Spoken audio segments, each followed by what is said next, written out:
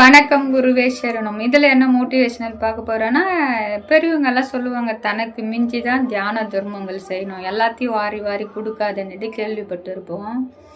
அதனுடைய அர்த்தத்தை தெரிஞ்சுக்கலாம். தனக்கு மிஞ்சியது தான் தியான தர்மன்றதை நம்ம தவறாக புரிஞ்சுக்கிட்டு, தனக்கு மிஞ்சியதுன்னா நம்மளுக்கே வெடியில் அடுத்தது நம்ம பிள்ளைங்களுக்கு சேர்க்கணும், அடுத்தது பிள்ளைங்களோட பிள்ளைங்களுக்கு சேர்க்கணும், அதுதான் நம்ம நினச்சிக்கிட்டு இருக்கோம். அதுக்கப்புறம் தியான தர்மம் பண்ணலைன்னா இல்லை என்கிட்ட நானே பிச்சைக்காரங்களாக இருக்கேன்ற ஒரு வார்த்தையை சொல்கிறோம். அது கிடையாது.